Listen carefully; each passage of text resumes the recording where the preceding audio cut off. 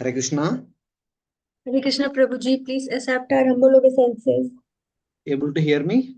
Yes, Prabhuji. One second.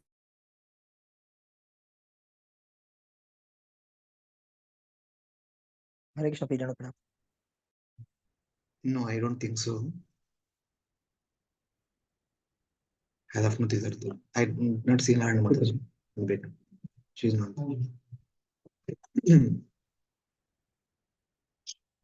Om Namo Bhagavate Vasudevaya.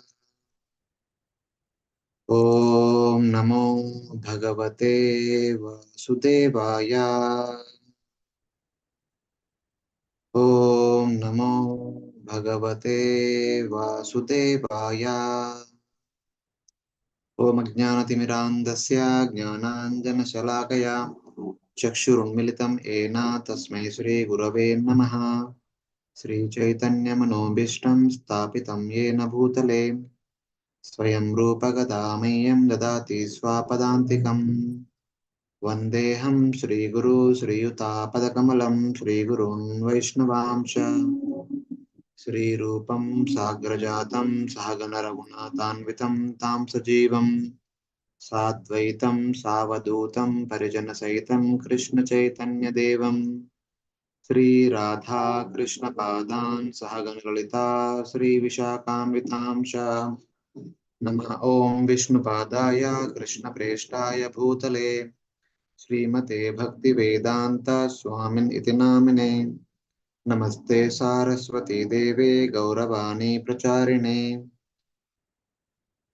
Nirvishesha Shunyavadi Pashatya Deshatarine Namo Mahavadanyaya Krishna Prema Pradhayate Krishnaya Krishna Chaitanya Namine Gauratushe Namaha He Krishna Karuna Sindhu Dinabandhu Jagatpate Gopesha Gopika Kanta Radha Kanta Namostute Tapta Kanchana Gaurangi Radhe Vrindavaneshwari Vrishabhanusute Devi Pranamami Hari Priye वाञ्छाकल्पतरुभ्यस्य कृपा सिन्धुभ्येव च पतितानां पावनेभ्यो वैष्णवेभ्यो नमो नमः जय श्री कृष्ण चैतन्य प्रभु नित्यानंद श्री अद्वैत गदाधर श्रीवासादि गौर भक्तवृंद हरे Krishna Krishna Krishna Hare Hare Hare Ram Ram Ram Hare Hare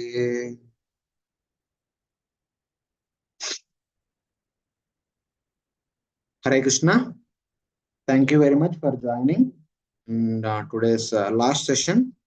Thank you for tolerating me for the last 2 weeks, 2 weekends. We have about 6 classes, including today. So today we'll try to have a brief overview of the prayers offered by the residents of Jambu Dvipa. Within Jambu Dvipa, we had 9 varshas. In each and every varsha, different variety of people are residing. But we knew about the leaders. So who are the leaders of that particular places? And they will be offering prayers unto their respective Ishtadevas. And those prayers, they are very important prayers, very philosophical, full of lot of inspirational philosophical dialogues. So request all of you to read very thoroughly all these prayers afterwards. We'll just briefly summarize today, but you can read afterwards. So welcome. Starting from text number 14 of chapter 17, let us try to see. There are some verses which are prose, so those verses will not read, but some verses are poetry. We will recite together, and I request one of you to read the translation from the book which you have. Then we will discuss a little bit upon that, and then we'll move on to the next shloka, something like that. So in 14th verse, it is said that to show mercy to his devotees in each of these 9 tracts of land, Nava Varsheshu, the Supreme Lord, known as Lord Narayana, Bhagavan Narayana, Purushanam Mahapurusha, remains near his devotees in his various forms. So the understanding is In each of these 9 Varshas, the Supreme Lord's either personally is available or his deity form is available. And the principal devotees of that particular area are continuously engaged in the devotional service and in the worship of that form of the Lord. So that is understanding. So remains near his devotees in various forms means Lord will be with them. Some places in personal form, many places in his deity form, so that the devotees will be able to worship the Lord and offer prayers and do all the other devotional activities. So in that way. So this slide we saw in the past also. There are 9 Varshas we have, and they are divided by 9 mountains. And these are the leaders of these 9 places, and they are respectively worshipping their Ishtadevs. Lord Shiva is worshipping Lord Sankarashna in Laruta Varsha. Bhadrashra worshipping Lord Haigriva in Bhadrashra Varsha. Prahlad Maharaj is worshipping Lord Narsimha in Harivarsha. Mother Lakshmi worshipping Lord Pradyumna in Ketumala Varsha. Vaivashwata Manu is worshipping Lord Masya in Ramyaka Varsha. Aryama is worshipping Lord Kurma in Hiranmaya Varsha. Bhudevi is worshipping Lord Varaha in Kuruvarsha. Hanumanji and other Vanaras worshipping Lord Ram in Kimpurusha Varsha. Nardamuni and other residents of Bharatavarsha are worshipping Naranarayan Rishi in Bharatavarsha. So let us try to see what kind of prayers these wonderful personalities are offering unto their respective deities. Yes, Mataji?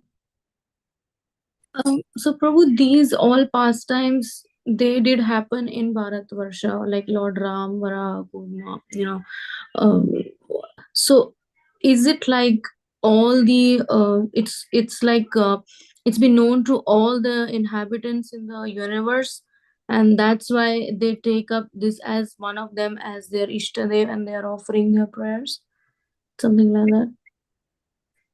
Directly or indirectly, all these people are directly connected to those particular deities.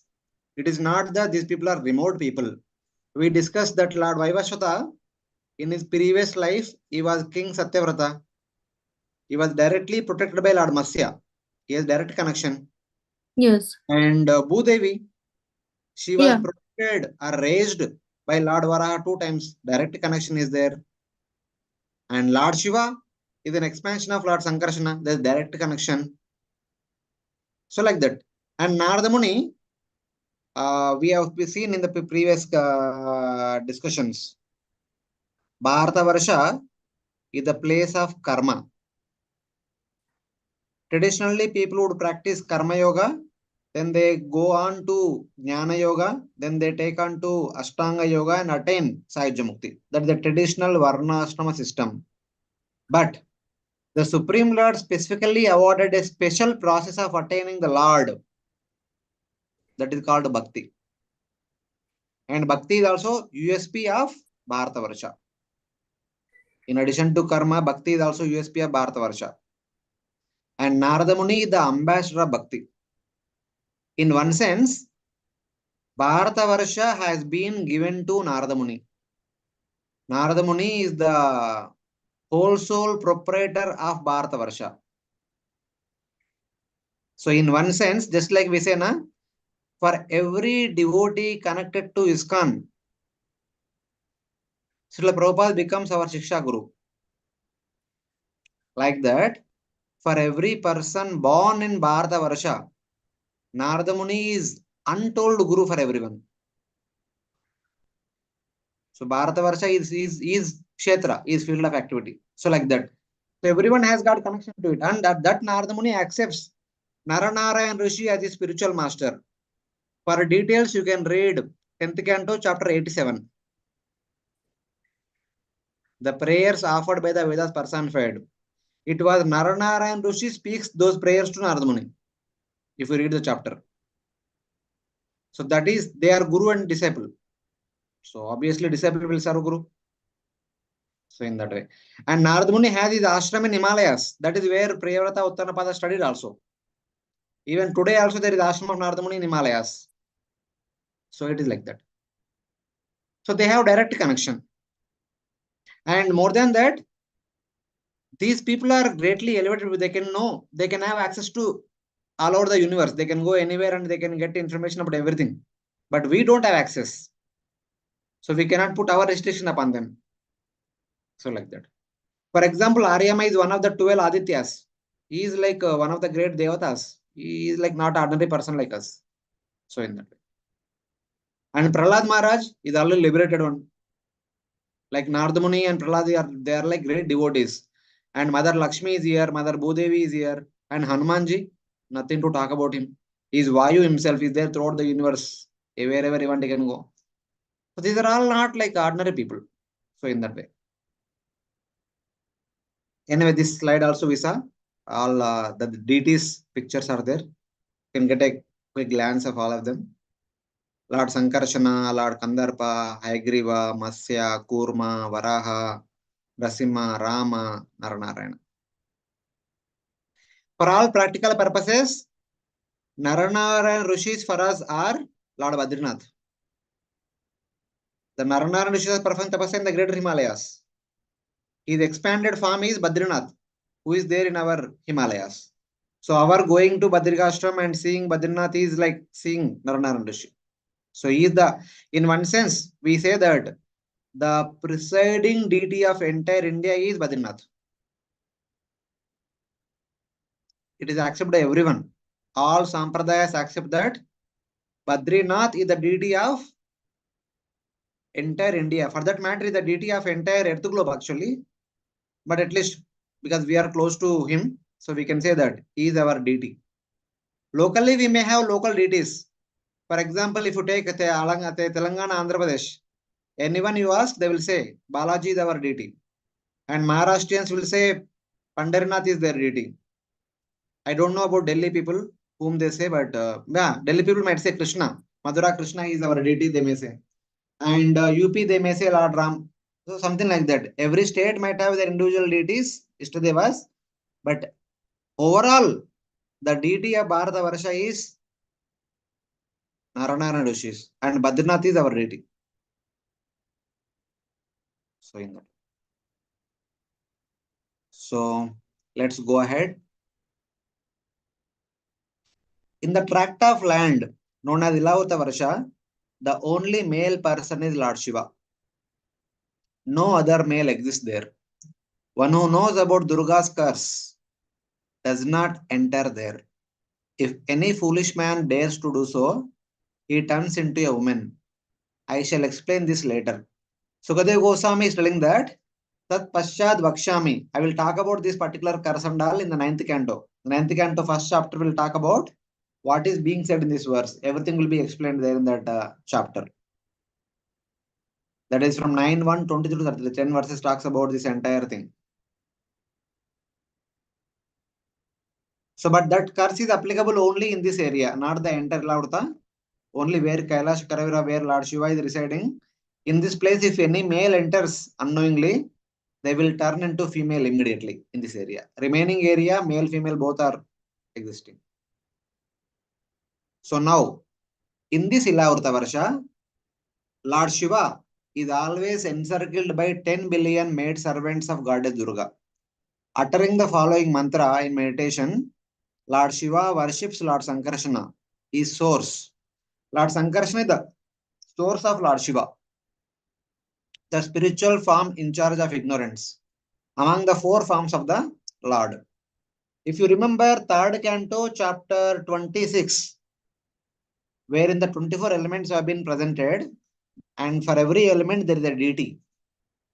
So we have four elements: Man, Buddhi, Ahankara, Chetana, the four subtle elements.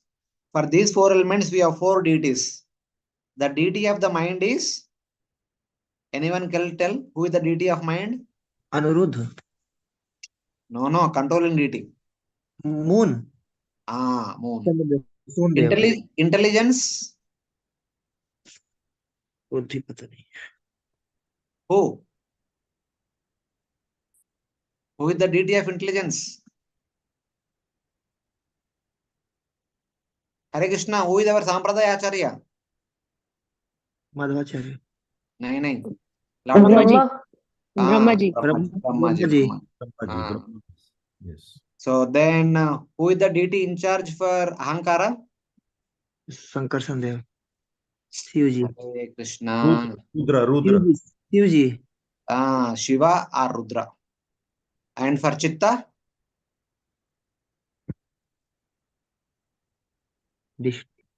Lord Vishnu. For mind, Chandra. For intelligence, Brahma. For Ahankara, Shiva or Rudra. For Chitta or Chetana, it is Lord Vishnu himself. These are controlling deities. And we also have worshipable deities, Aradhyas. For Chitta, it was Vasudeva. For Ahankara, it is Sankarshana. Okay. And for mind, it is Pradyumna. For intelligence, it is Aniruddha. These are worshipable deities, and the Devatas are controlling deities. So Sankarshana is the worshipable deity of Ahankara, and Sankarshana's expansion, that is Lord Rudra or Lord Shiva, is the controlling deity of Ahankara. If you remember the same creation pastimes mentioned in the third canto, actually it will come in one of the verses later, but I'll just give you a hint. Mahavishnu was lying in the Karana ocean when he wanted to create unlimited universes. First of all, Durga Devi, Prakriti, or Pradhana, comes out of his skin pores, and she was standing in front of him. Then Mahavishnu impregnates her through his glance. That glance carries Kala Shakti, Jiva Shakti, and Jiva Shakti with Karma and Swabhava. And while this glance is emitting from the eyes of Mahavishnu and while going towards Prakriti or Pradhana, the Kala Shakti takes the shape of Rudra, Mahakala Rudra, or Mahakala Bhairava, or Mahakala Purusha, whom we call generally as Shambhu or Sadashiva. Sadashiva is nothing but the Kala Shakti that was coming out of Mahavishnu is Sadashiva. And that Sadashiva, when he unites with Durga Devi or Prakriti or Pradhana, that will lead to the manifestation of 24 elements by whose combination all the Brahmandas are manifested. So in that way, Mahavishnu is an expansion of Lord Sankarshana. The second quadruple expansion, Vasudeva, Sankarshana, Pradyumna, Rudra will expand as 3 Purusha avatars. Sankarshana will become Mahavishnu, Pradyumna will become Garbhodakshaya Vishnu, Aniruddha will become Kshirodakshaya Vishnu. So Sankarshana became Mahavishnu, and from Mahavishnu's glance came Sadashiva. And from Sadashiva comes 11 Rudras within our universe. In that way, Sankarshana is the source of Rudra. So like that it is mentioned. So like that we have to understand. So now, there are Bija mantras. For these 9 deities, there are 9 Bija mantras are there. So we can, if possible, we can actually remember these 9 Bija mantras. Whenever we go to their respective temples, while offering our obeisances, we can chant these Bija mantras. The Bija mantras are like Gayatri mantra, which Brahmana initiated devotees chant every day 3 times. So like that. So Lord Shiva is chanting this Bija mantra for the glorification of Lord Sankarshana. Sri Bhagavan Uvacha. Om Namo Bhagavate Mahapurushaya Sarva Guna Sankhya Nayanantaya Vyaktaya Namaiti. Yeah, someone read the translation for this verse from the book which you have with you.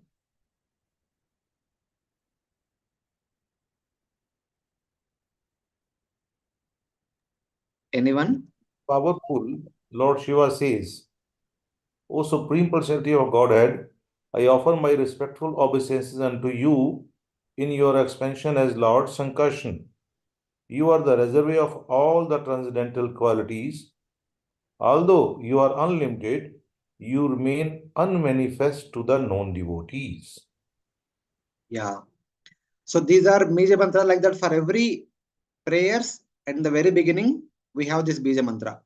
So if possible, you can remember afterwards. You can by heart. Om Namo Bhagavate Mahapurushaya Sarva Guna Sankhya, Sankhyayana, Anantaya, Avyaktaya, Namiti. There are various attributes of Lord Sankarsana. I offer respects to Bhagavan, the great Purusha, Mahapurusha, the revealer of all qualities, Sarva Guna Sankyanaya, and the unlimited Anantaya, and the unfathomable Avyaktaya. So these are the various qualities of Lord Sankarsana. So, and then starting from text number 18 onwards, Lord Shiva offers wonderful prayers unto Lord Sankarsana. So normally, how Bhakti Vaibhav classes happens in your place?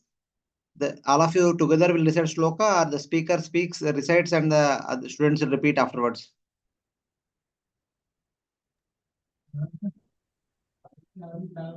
Prabhuji, generally speaker speaks. Uh, Generally speaker speaks, but if you say we will repeat. no, that will take time, but I'm asking what is the general usual procedure? Only speaker says, na, not the students. No. We will read the translation. This is what we do. Yeah, but anyway, at your respective places, you can also recite along with me. Bhaje Bhajenyaranapada Pankajam Bhagasya Krishnasya Paramparayanam Bhakteshalam Bhavita Bhavanam Bhavapaham Tva Bhava Bhavanam Ishwaram. Yeah, please read the translation. Oh my Hare Lord, Krishna. only worshipable. Oh my Lord, you are the only worshipable person, for you are the supreme personality of Godhead, the reservoir of all opulences. Your secured lotus feet are the only source of protection for all your devotees, whom you satisfy by manifesting yourself in various forms. Oh my Lord, you deliver your devotees from the clutches of material existence. Non-devotees, however, remain entangled in the material existence by your will. Kindly accept me as your eternal servant. So this is the first prayer offered by Lord Shiva. He says that Bhaje Bhaje Arana Pada Pankajam. I worship wholeheartedly the Lord with lotus feet. So he is worshipping that personality whose feet are like lotus. And what is the specialty of that person? He is the highest shelter of all six qualities. Bhagasya Krishnasya Paramparayanam. He is the endowment of all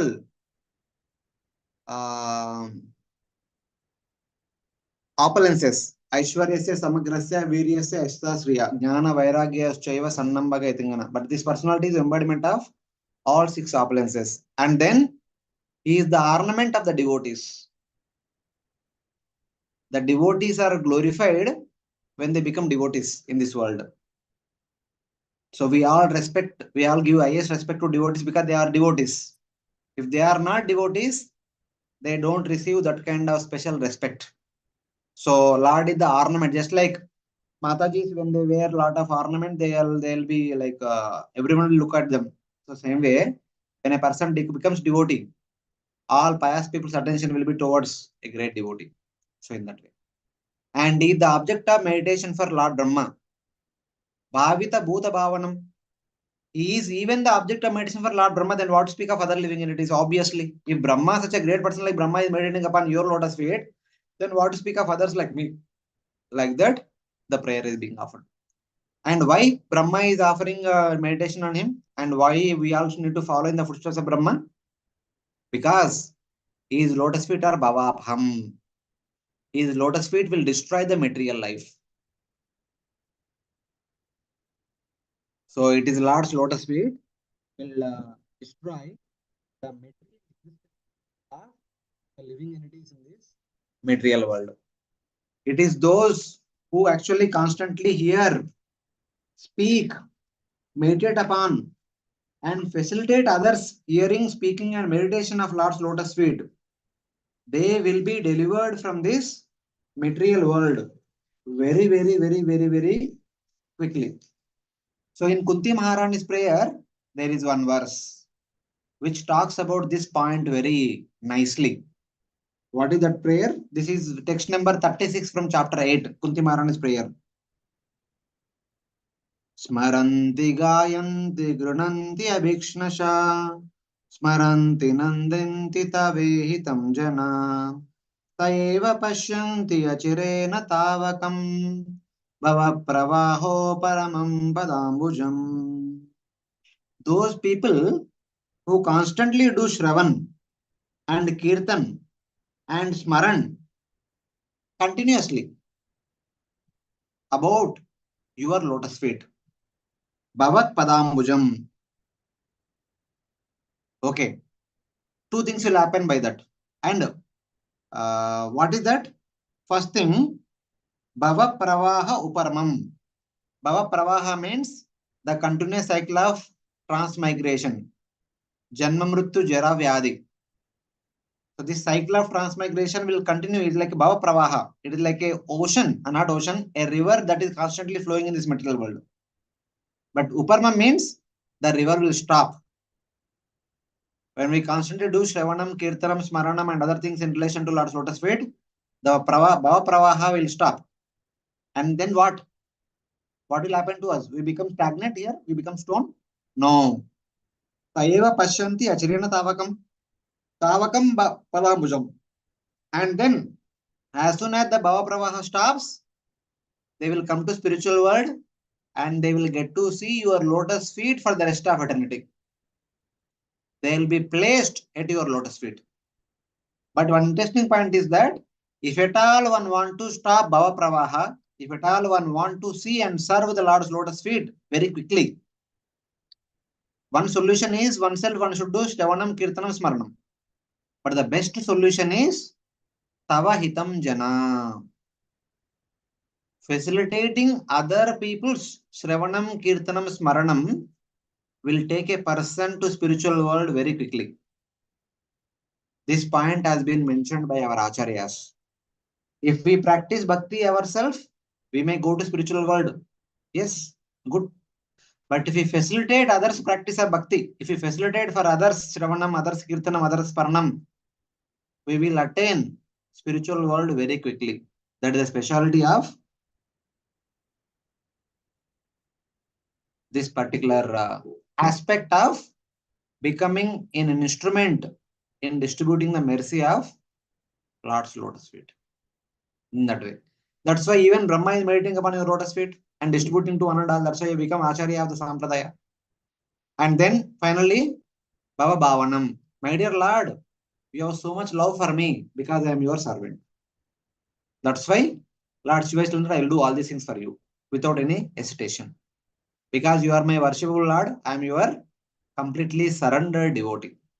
So like that. So this is how Lord Shiva is started his prayers. Then he says, Nayasya Maya Gunachitta Vrittibhir Nirikshyato Yanvapi Abhidrishti Rajyate Isheyatano Jitamanyuramhasam Kastam Namanyeta Jigishuratmanaha. Yeah, please read. Hare Krishna. Translation. We cannot control the force of our anger. Therefore, when we look at material things, we cannot avoid feeling attraction or repulsion for them. But the Supreme Lord is never affected in this way, although he glances over the material world for the purpose of creating, maintaining, and destroying it. He is not affected, even to the slightest degree. Therefore, one who desires to conquer the force of the senses must take shelter of the lotus feet of the Lord. Then he will be victorious. Yeah. The Prabhupada writes big translations. The translation also has a lot of purport within it for these shlokas, because these shlokas are all full of philosophical intent.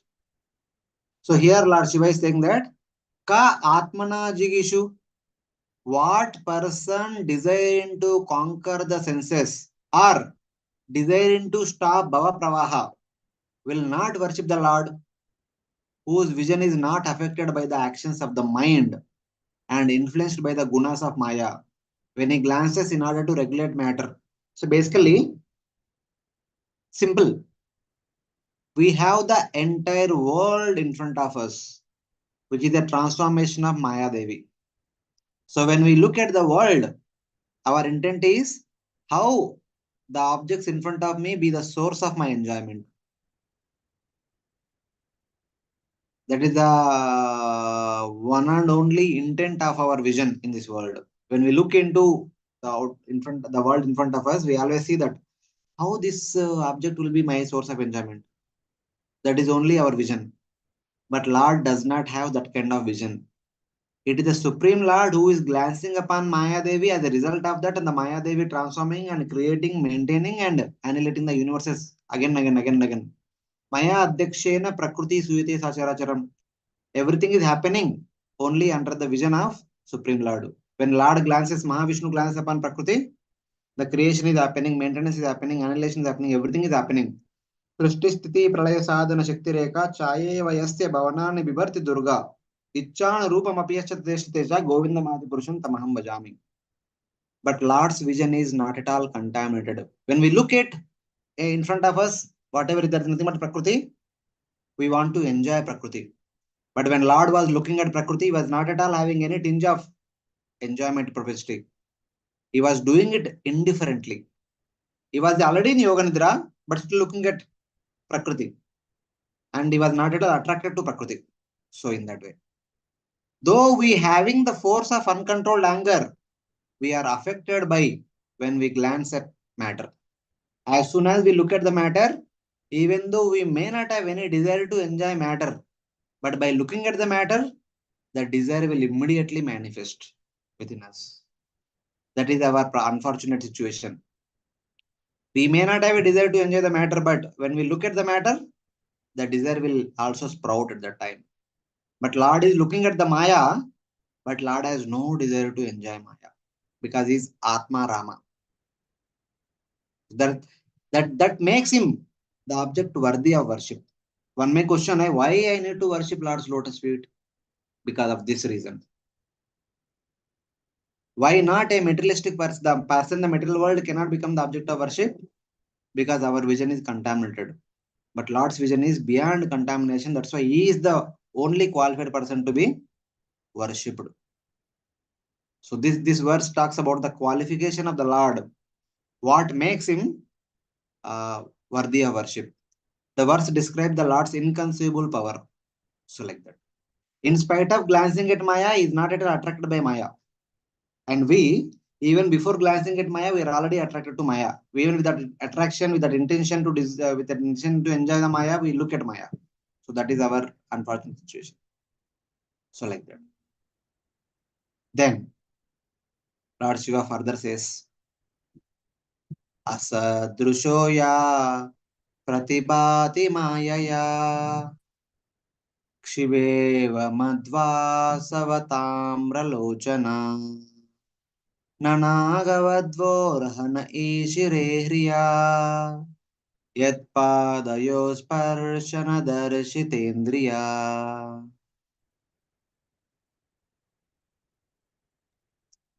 Please, someone read the translation. Hare Krishna. Translation. For persons with impure vision, the Supreme Lord's eyes appear with those of someone who indiscriminately drinks intoxicating beverages.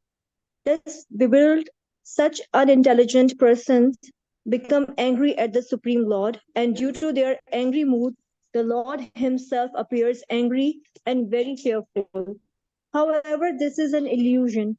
When the wives of the serpent demon were agitated by the touch of the Lord's lotus feet, due to shyness, they could proceed no further in their worship of him.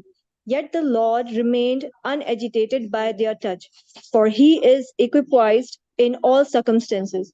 Therefore, who will not worship the Supreme Personality of Godhead? And one more transcendental quality of Lord Sankarsana is mentioned here. So before that, if you remember the 10th canto pastimes, the pastimes about Lord Balramji. Many places it is mentioned that Lord Balramji is always in intoxicated state because he used to drink Varuni. There is a special beverage called Varuni. He used to drink it, so he appears to be like completely intoxicated. And even if you go to Jagannath Puri in Toto Gopinath temple, we can see that Lord Balramji having two wives, Revati as well as Varuni. Both the wives are there. So, but that Varuni is not a material intoxicant like which we are familiar with the intoxication around us. It is not like that.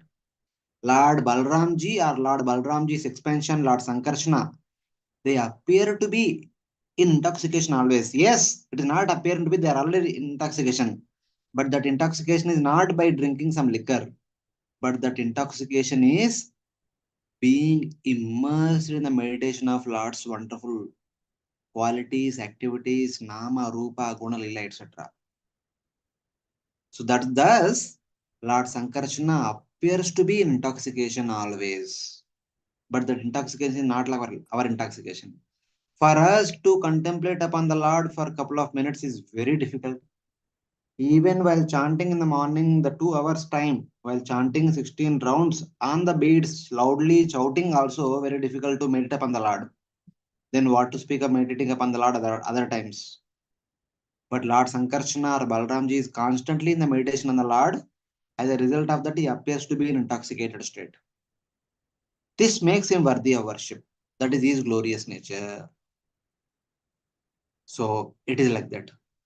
For persons with impure vision, the Supreme Lord appears like an intoxicated person by the influence of Maya, but he is not such a red-eyed drunk person. The wives of Kalia were unable to worship the Lord because of shyness since their senses were agitated by the touch of his feet. Because Lord Sankarshana's expansion is also like Sankarshana, like Naga, Shesha. So this Shesha is worshipped by the snakes in the oceans. Whichever ocean is there, in the Karana ocean, Garbha ocean, Shirasagara, anywhere he is there. The other Nagakanyas who are worshipping him, who come there to worship him, and just by the touch of Lord's Ananta's touch, they all become shy, bashful. Because Lord's touch is so attractive, he attracts everyone. But he is remaining in Samadhi. So that is his greatness. Like that it is indicated. And then one more important aspect of this person that makes him the worthy of worship is the source of creation, maintenance, and annihilation. That's why, since he is our source of creation, so we should worship him. Why not? So like that it is telling. Yamahurasya stitijanma samyamam tribirvihinam yamanantam rushaya naveda siddhartamiva kvachistitam bhumandalam murda sahasradamshu.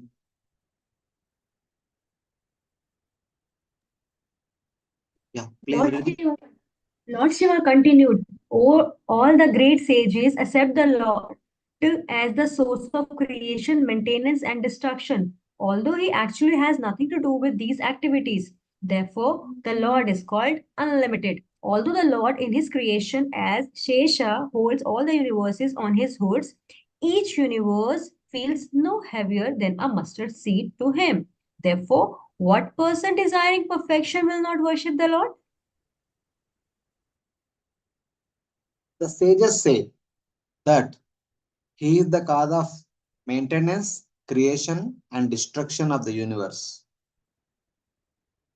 Okay. Because Shloka says like this, it is addressed like this. Sthiti means maintenance, Janma is creation, Samyama means annihilation. That is without material gunas. Tribir Vihinam. And that he is unlimited, Anantam. He does not even feel the universe situated on his thousands of hoods, since it is like a mustard seed. So one of expansion or one of empowerment of this Lord Sankarshana is Shesha, about whom we discussed in our previous class. And while he is holding the entire Bhumandala upon his hoods, he does not even feel that he is holding a universe. You see here, Bhumandalam. The Sanskrit text says Bhumandalam, but the translation says the universe, as we discussed yesterday. So it is like that. So though the Bhumandala is on his hoods, he does not even feel it because he is always immersed in meditation on Lord's pastimes. And it is he is the cause of creation, maintenance, and annihilation that does not make him worthy of worship. So, my dear friends, like that, Lord Shiva is telling all of us.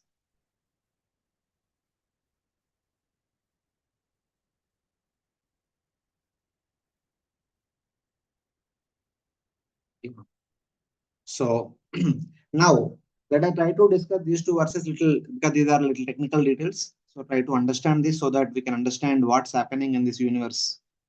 So,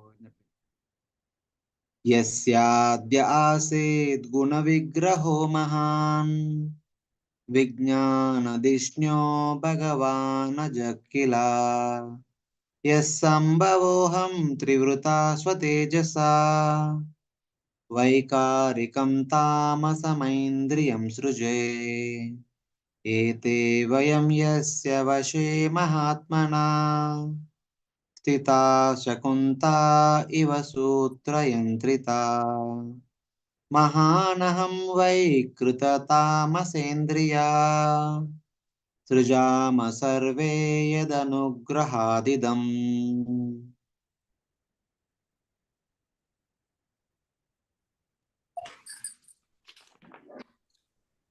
From the Jai Supreme Personality of Godhead appears Lord Brahma, whose body is made from the total material energy, the reservoir of intelligence, predominated by the passionate mode of material nature.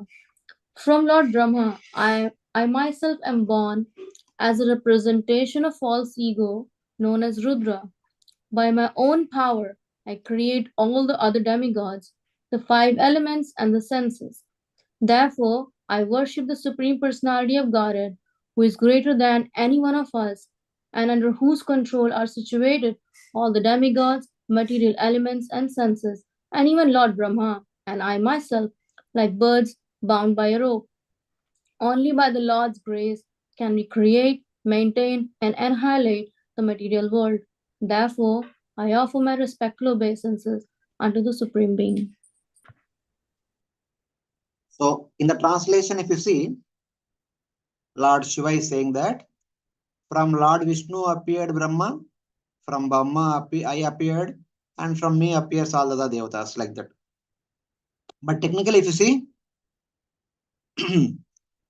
from Lord Vishnu's skin pores appears Pradhana. By glancing upon Pradhana, Mahavishnu impregnates Pradhana with Kala Shakti and Jiva Shakti. As a result of that, Mahatattva appears from Pradhana. From Mahatattva, there appears Ahankara. From Ahankara, then there appears the mind, the sense devatas, intelligence, the senses, five gross elements, and there are five properties, Panchamahabhutas and Tanmatras. So, like that. So, when an element appears, along with the element, the corresponding deity also appears. The element does not come just like that. The element always come along with the deity.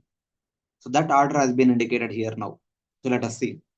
First, there was the form of Maya. Guna Vigraha. Maya means Prakriti or Pradhana. And then Mahavishnu glanced upon Maya. Glanced upon Maya Shakti or Prakriti or Pradhana. By that glance, he impregnated her with Kala Shakti and Jiva Shakti. Then Maya gave birth to Mahatattva, Mahan. So when Mahatattva was born, along with Mahatattva, Lord Brahma also appeared. So we have four modes. Can anyone tell what are the four modes? The four modes of material nature. mode of goodness, mode of passion, mode of ignorance, and Vishuddha, above Ah, mode of goodness. yeah, you should tell in the opposite order. Mode of Also, ignorance, mode of passion, mode of goodness, and mode of pure goodness. So first of all, the mode of pure goodness will take birth from Pradhana or Prakriti. The transformation of mode of pure goodness is Chitta. Along with that, Lord Brahma also appears. With the shelter of pure Sattva Guna, Vijnana Dishnya. Mahatattva is an element made up of pure goodness, and Lord Brahma is the representative of that. Lord Brahma also made his appearance along with Mahatattva.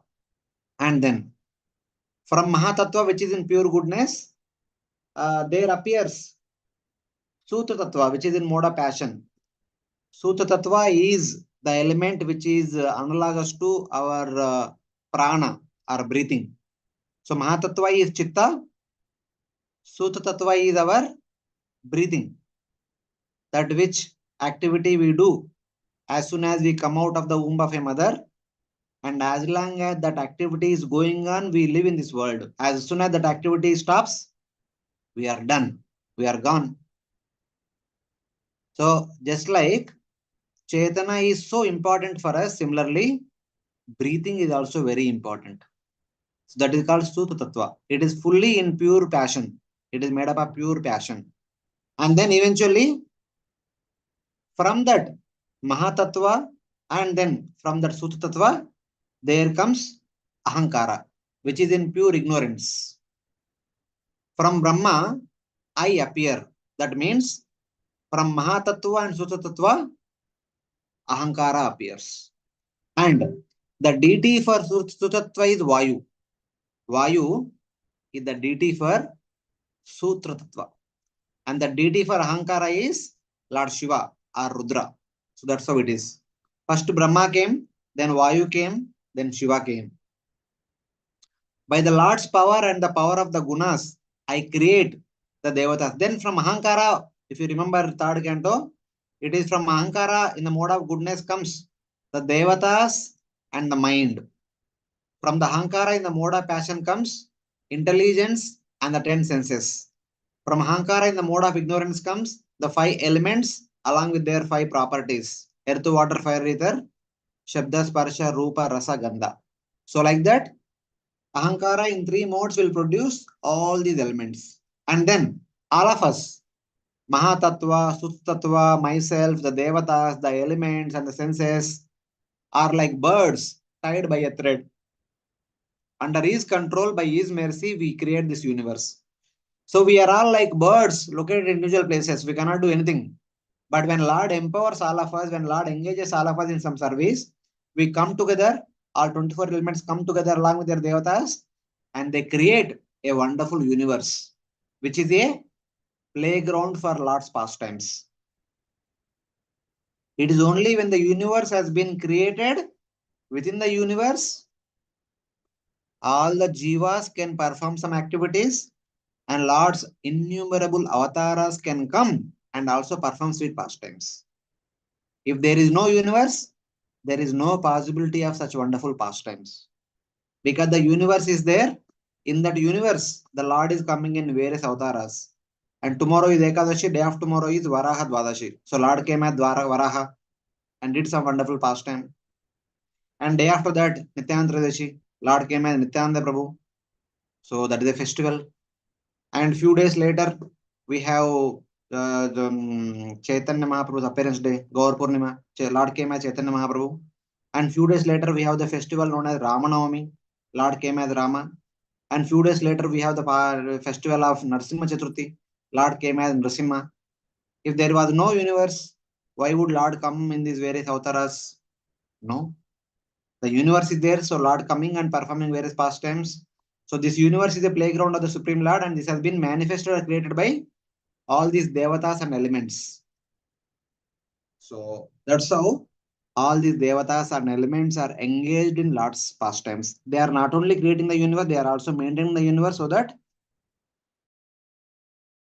since it is maintained, so the Lord can come and perform pastimes. If the universe is not maintained properly, why would Lord show an interest to come here and perform pastimes?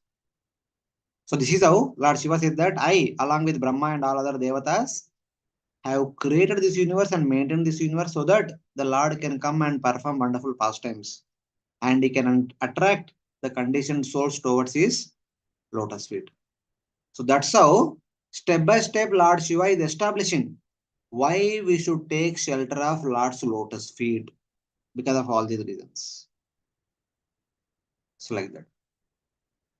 And finally, he says that Yannirmitam karhi api karma parvanim मायां जनोऽयं गुणसर्गमोहिता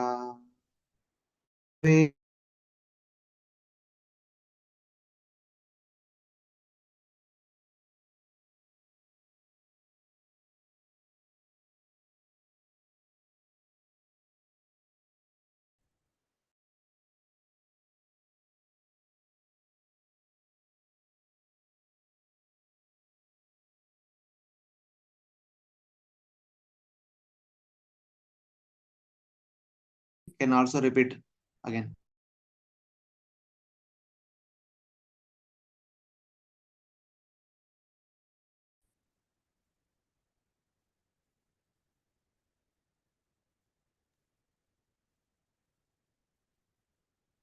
Hare Krishna, I'm not able to hear anyone. Prabhuji, Ah. translation. Okay. The illusionary energy of the Supreme Personality of Godhead binds all of us conditioned soul to this material world. Therefore, without being favored by Him, person like us cannot understand how to get out of that illusionary energy. Let me offer my respectful obeisances unto the Lord, who is the cause of creation and annihilation.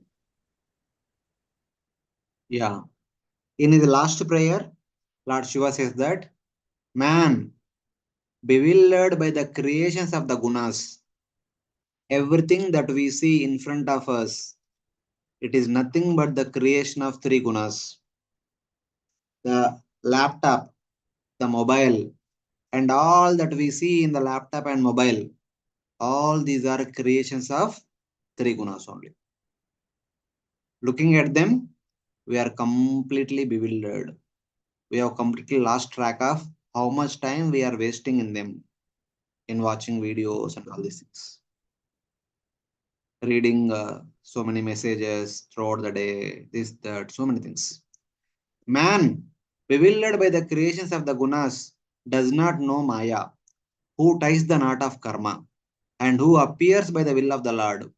And he does not know at all, he does not at all know Bhakti Yoga, the method to become quickly free from Maya.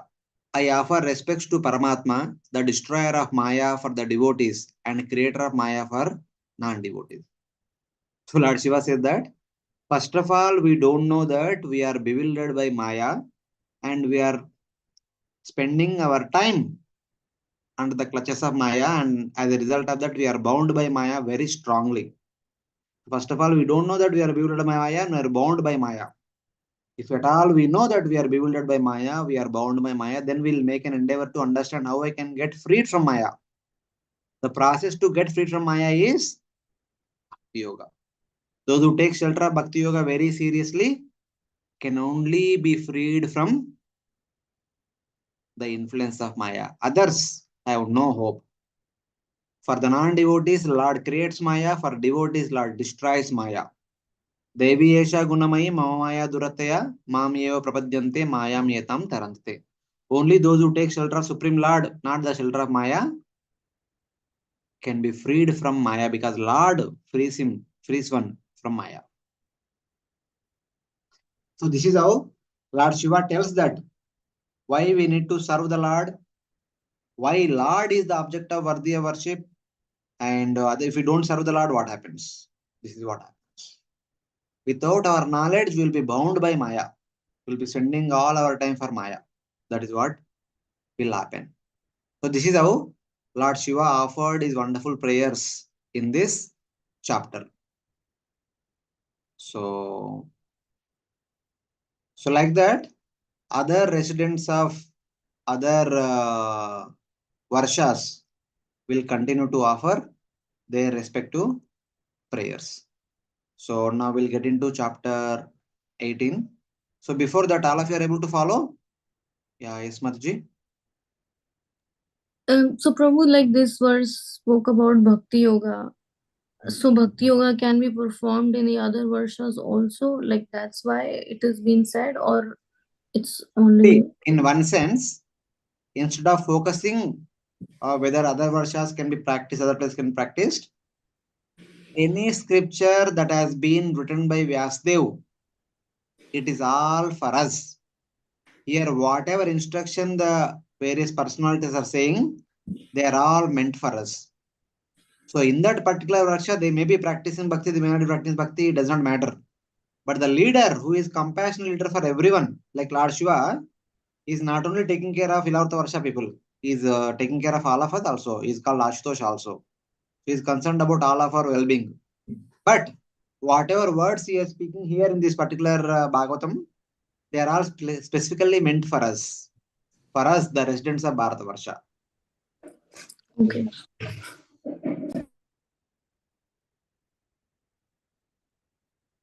So now in the next chapter, the first 6 verses talks about the prayers offered by the residents of Bhadrashva Varsha unto Lord Haigriva.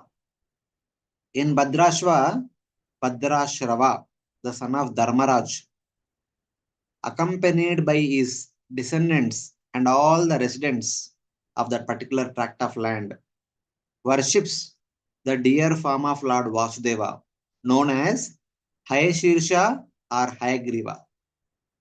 Shirsha means head, Haya means horse, the Lord with horse head, the embodiment of Dharma, approaching him by intense concentration and by chanting the following mantra, they worship. And the first mantra is the Bija mantra. Bhadra Sharva Uchuhu. This is the Bija mantra for Lord Hayagriva. Om Namo Bhagavate Dharma Yatma Vishodhanaya Namaiti. I offer respects to Supreme Lord, Om Namo Bhagavate, to the embodiment of Dharma, Dharmaya, to the purifier of Atma, Atma Vishodhanaya. Lord Hayagriva will purify our Atma. Because it is the Lord Hayagriva who awarded the Vedas to Brahma. So worshipping Lord Hayagriva means worshipping the essence of the Vedas. By following the essence of the Vedas, our Atma will be purified of contamination. The contamination in the form of 6 anarthas, the 3 modes, and then 5 ajnana vrittis, tamas, moha, mahamoha, and tamishra, antatamishra, and also the covering in the form of subtle body and gross body. One gets purified of all these things by worshipping Lord Hayagriva. That means by following the essence of all the Vedas. So in that way. So then Bhadrashrava is offering these prayers.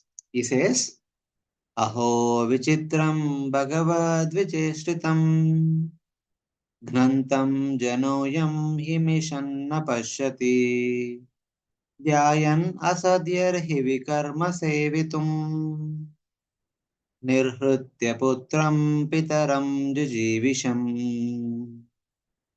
So please read the translation. Translation. Alas, how wonderful it is that the foolish materialist does not heed the great danger of impending death. He knows that death will surely come, yet he is nevertheless callous and neglectful. If his father dies, he wants to enjoy his father's property, and if his son dies, he wants to enjoy his son's possessions as well. In either case, he heedlessly tries to enjoy material happiness with the acquired money. How astonishing is it? It is that a person, though seeing death, does not see really death. The action of the Lord, which is the action of the Lord, Bhagavad Vijeshtam. Since meditating on sinful acts, he desires to live, to enjoy material life, even though burning his father and his sons after their deaths. So generally this may not happen always, but this can also happen. There is a possibility of this. So the understanding is like this. If you, all of us are also children at some point of time, now we are kind of grown up, and most of you, the devotees in the online, are married and you might have children also. So now you are parents. Generally, we see this trend. The parents work hard, they save a lot of money, they don't spend so much, they save a lot of money for the sake of their children. And anybody will receive something from their parents as inheritance. And they also work hard, they will increase it, and they keep everything for their next generation, their children. So this is a normal trend that we see in a cultured society. But here, Bhadrashrava is talking about a person who is only interested in enjoyment. So, father gave lot of property to son, and son is enjoying that property even after the death of the father. While father is there, he was enjoying. After father's death, he was spending the money which he received from father. Generally, when someone receives some property from parents and that person make it at least little more than what he received, 1.2 times or 1.5 times or at least double, and gives that to son, and the son will make double and give it to his son. So it like property keeps on increasing generally. It is like that. And this person is enjoying the father's property, which he was supposed to keep it, protect it, and give it to next generation. Instead of giving it to next generation, is usurping it and using it only for enjoyment. He is neither increasing nor maintaining it. Simply is spending it across. That's what happens for a person who is only interested in sense gratification. And Bhadrashtrava is saying that how astonishing is that he is enjoying his father's property and his son's property also without shame. So actually the intent of this prayer is all these devatas they are saying that somehow or other we have landed up in Bhadrasho Varsha, this Varsha, that Varsha, this Sargaloka, Borloka, etc. etc. where our lifespan is so long, even though if you want to practice bhakti, but the atmosphere is so filled with opportunities for enjoyment, it is very difficult to practice bhakti here. But Bharata Varsha is a favorable ground to practice bhakti. In spite of being born in Bharata Varsha, people are interested in enjoying, and they are not doing only enjoying the wealth of the wealth which belongs to them. They are enjoying the wealth which actually belongs to their fathers, which actually supposed to be given to their sons also. They are enjoying all that. And astonishing thing is that they are seeing the death of their father. Obviously, every one of us will see the death of our father. But even they see the death of their sons. Even after that also, they are enjoying. How astonishing is that? In Mahabharata, in one conversation that took place between Yudhishthir Maharaj and Yaksha, that was actually Yamaraj. So he was asking so many questions. One of the question is, what is the most astonishing thing in this world? कौन सा चीज है सबसे बड़ा आश्चर्यजनक है in this material world? So answer to that, our Yudhishthir Maharaj says that Yani Yani ha bhutani gachanti ha Himalayam. Iha means in this Bharata Varsha, we see every hour someone in our vicinity is dying and going to the abode of Yama. Yani Yani ha bhutani gachanti iha Himalayam. From this place, in our vicinity, we see every hour, every day, somebody is dying and going to Yamaloka, abode of Yamaraj. Sheshas Tavaramichanti. But in spite of seeing this person thinks that I will not die. I will stay here permanently. So I need to accumulate lot of wealth so again I can have unlimited enjoyment for rest of it. Because I'm going to live unlimitedly. Kimacharya Mataparam. What more astonishing thing than this? What bigger and astonishing than this can exist in this world? In spite of seeing within our family, in our vicinity, that everyone is dying, and but this person is making plans to remain here eternally. So this is how, in spite of getting birth in Bharata Varsha, people are interested in sense gratification. So what other thing can happen? So like that, they are expressing their astonishment in this particular verse. Then what to do? If this is the case, what is the solution?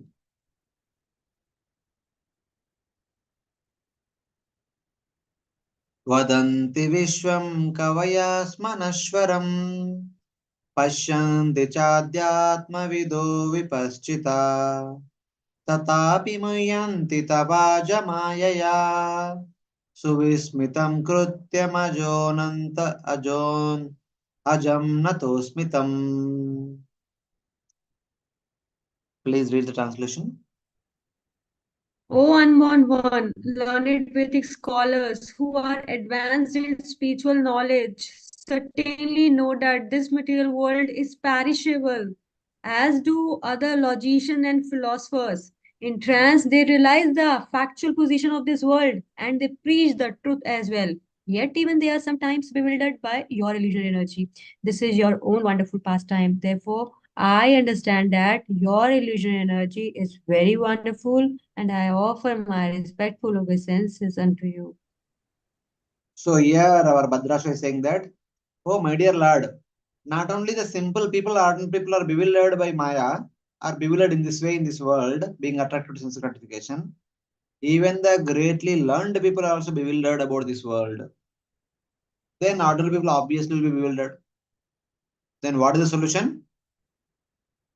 Solution is neither learning nor ignorance. Solution is only one point solution. That is taking shelter of either the Lord or Lord's devotee. That is the only solution. Vedeshu durlabam, adurlabam atma bhakto. Only for a devotee or for someone who is surrendered to a devotee, one can understand what is the purpose of life. All others are bewildered in this material world. That's what he's saying now. Even the learned sages say that this world is temporary. Those advanced in Adhyatmic knowledge see the world as temporary, but even they are bewildered by Maya. O unbound Lord, I offer respects to the unbound Lord, whose action is so amazing. So, this is the wonderful activity of the Supreme Lord. What is that?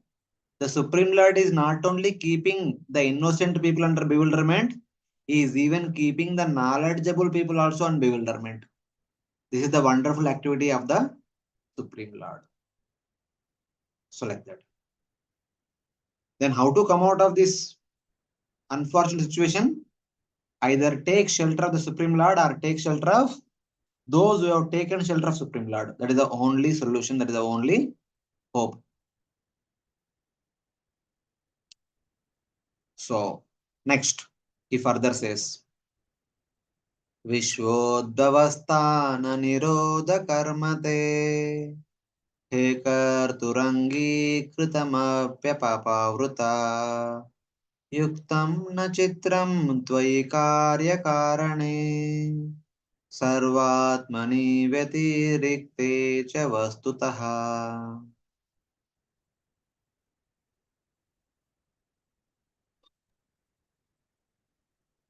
Translation. O Lord, although you are completely detached from the creation, maintenance, and annihilation of this material world and not directly affected by these activities, they are all attributed to you. We do not wonder at it, for your inconceivable energies perfectly qualify you to be the cause of all causes.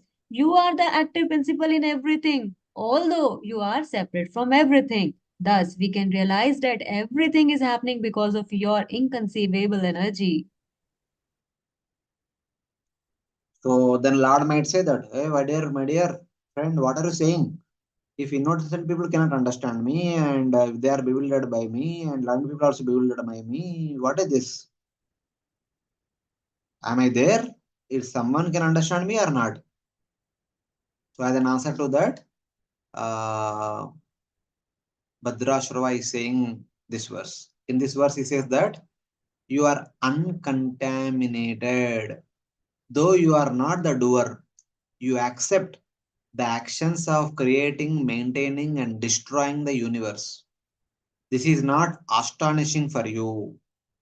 The cause of all causes, the soul of all, separate from all. It is reasonable for you. So, what do you mean by that? If the innocent cannot understand me, the learned cannot understand me, if the innocent cannot understand about themselves, if the learned people also cannot understand about themselves, so what's happening? Is this creation as a fault? That creation has been created in such a way that no one understands about the Lord? So, what do you mean by that?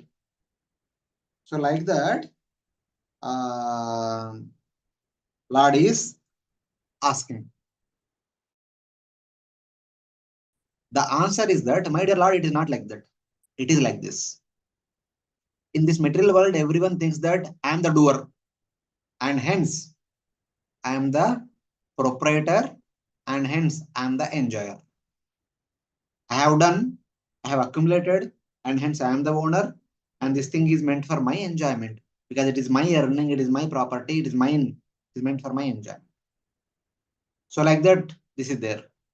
And he says that, my dear Lord, though you create, maintain, and destroy the universe, you never claim that you are the enjoyer of this universe, and you never claim that you are the proprietor of this universe, because you never claim that you are the doer of this universe.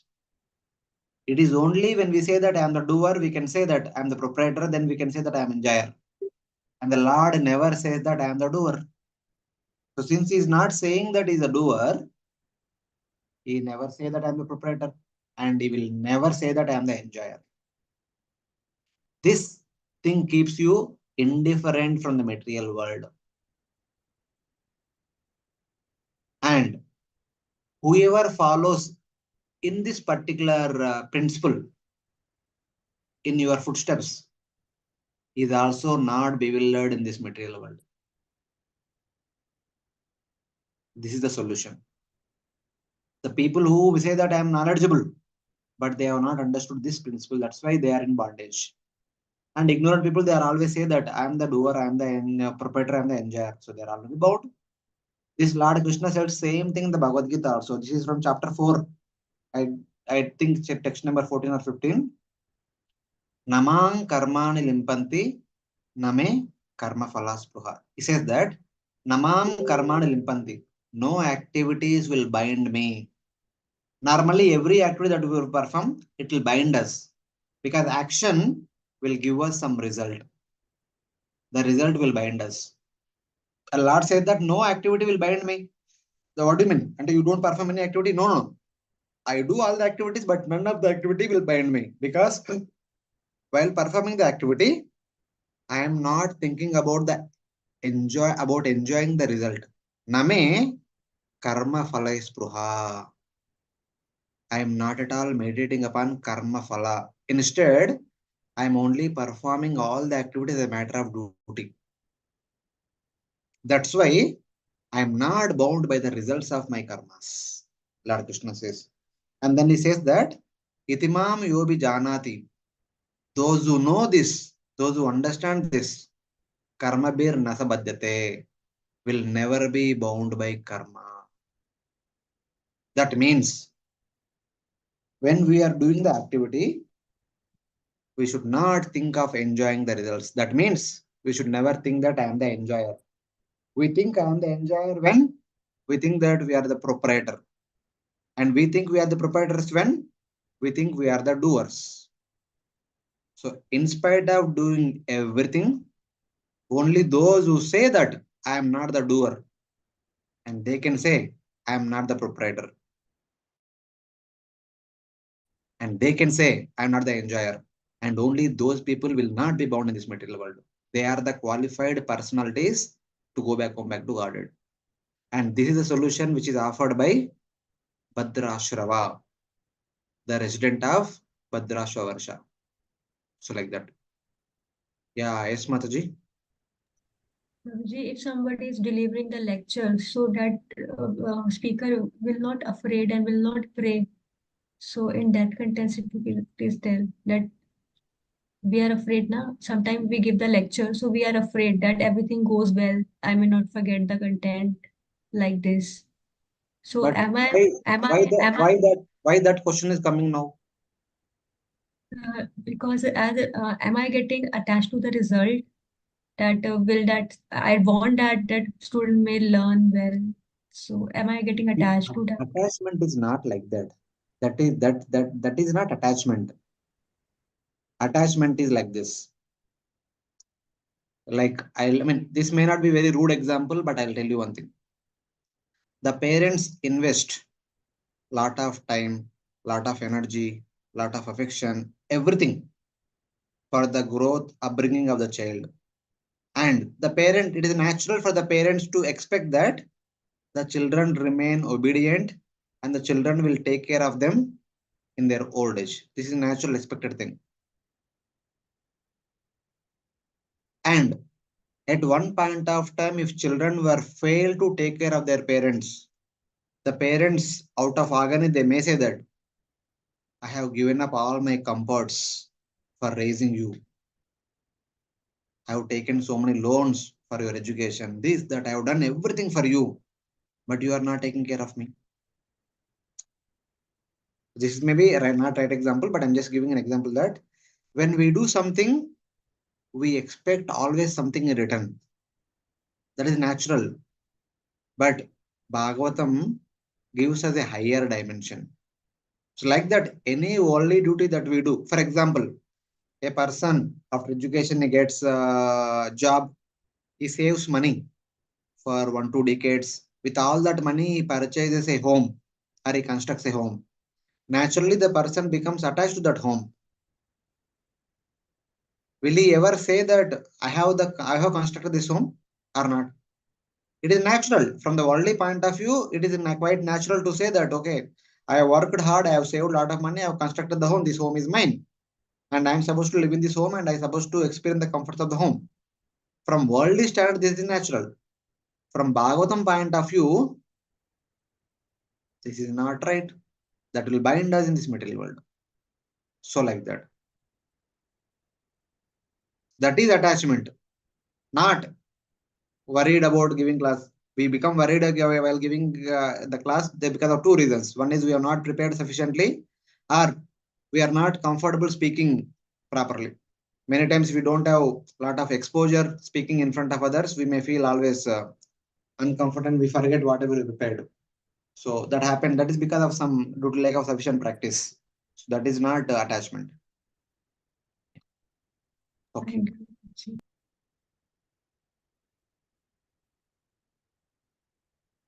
So then, in the finally, he says, yes, Prabhu. तो जी अगर result से हम attachment नहीं होगी तो अपना best प्रयास नहीं कर पाते हैं प्रभु जी. We cannot give our best efforts, Prabhu ji. That is all because of our material calculations, Prabhu. Currently, these Bhagavatam principles are very highest level. In order to understand this principle, also we need to elevate our consciousness. At our current state, what you say is also correct. What you say is actually correct. So we need to be attached to the result. Then only we can work hard and we can do justice to our activities. But what we are discussing in the Bhagavatam is like very elevated state. Like Srila Prabhupada, personalities like Srila Prabhupada and Srila Bhakti Tagore, they are doing all endeavors. And in front of materialistic people, they may say that I am doing all these things. But do they in front of devotees or in front of deity that I am doing all these things? Kastera Putali. Nachao, nachao, Prabhu. This is their mode. In front of worldly people, they may say that I am doing so many all these things because that is required. Worldly people will appreciate only those people who do something. But in front of Supreme Lord or in front of Vaishnavas, no devotee will ever say I am doing so many things. It is natural. That is where our bhakti starts. Amanitvam, adamnitvam. Amanitvam means humility. Humility means not claiming oneself as the doer. Yes, in front of worldly mind people, we should talk about I am doing this, I am doing that. That is to inspire them. But in front of Vaishnavas, in the midst of devotee circles, we should speak the reality. We are not the doer. Who has given you the physical body, the physical strength? Who has given you the subtle body, the mental strength, intelligence, all these things? Who has given us? अपने आप manufacture किया? मैं भी कृष्ण. हाँ. Then who is doing all those activities?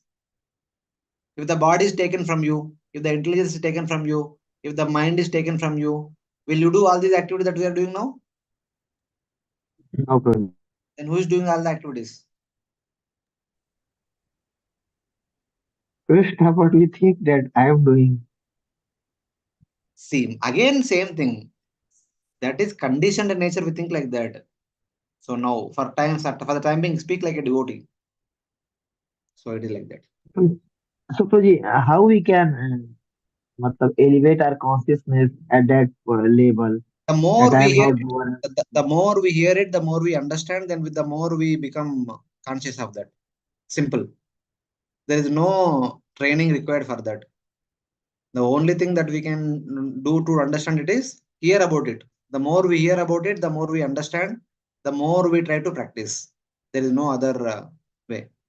Otherwise, if you are a Krupa Siddha, then you will get it. Either you practice or you get Krupa. Bas. Okay, we'll go ahead. Veda Yugante Tamasa Tiraskritan Rasataladyo Nruturanga Vigraha प्रत्याददेवै कवयेऽपि याचते तस्मै नमस्ते वितहेति ताय इति. At the end of the millennium, ignorance personified assumed the form of a demon, stole all the Vedas, and took them down to the planet of Rasatala. The Supreme Lord, however, in his form of Hayagriva, retrieved the Vedas and returned them to Lord Brahma. When he begged for them, I offer my respectful obeisances unto the Supreme Lord, whose determination never fails.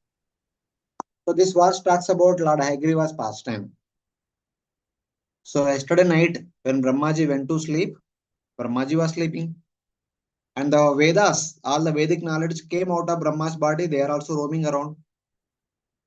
And today morning, when Brahmaji woke up, when Brahmaji appeared on top of the lotus, the Vedas were still roaming around.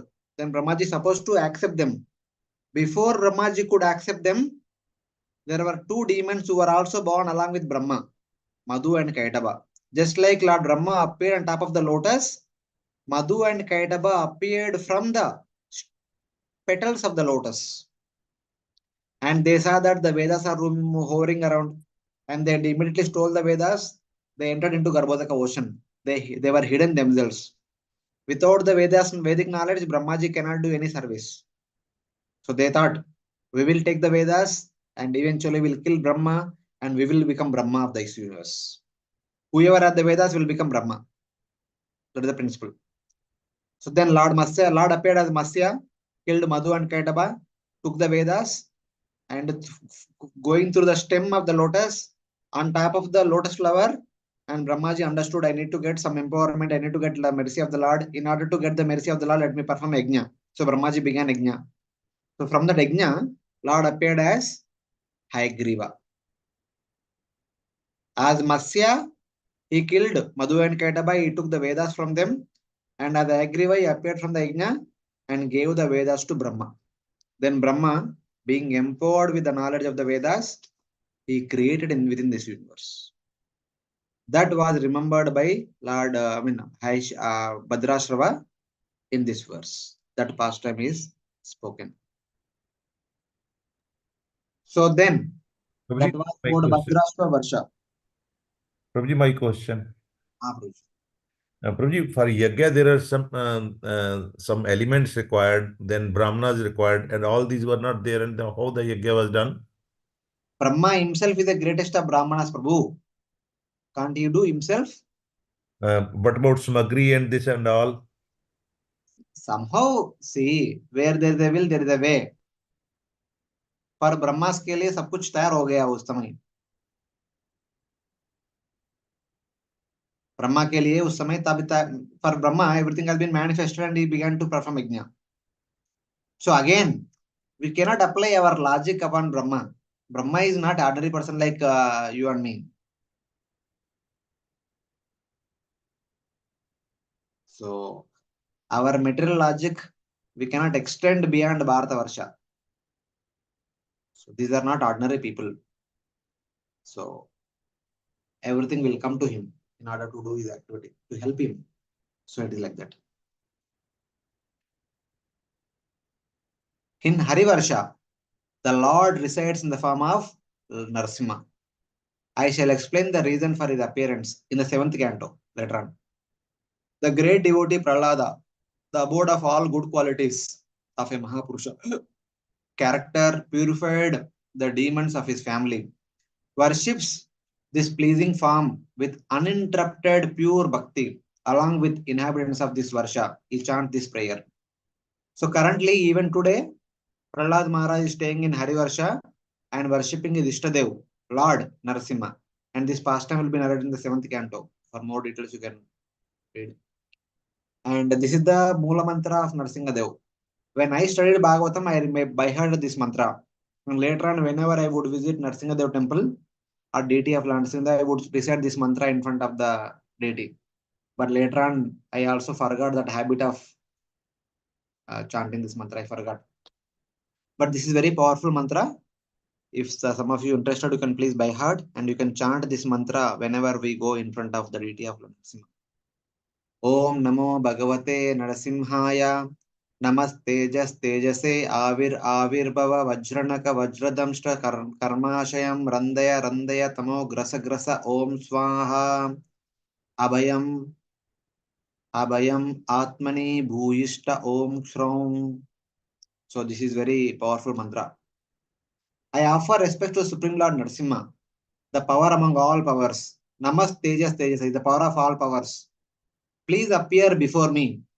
O Lord, with thunderbolt nails and teeth, Vajranaka Vajradamshta. Burn up the impressions of karma. Karmashayam Randaya Randaya. Lord Narasimha will have the nails like a Vajra.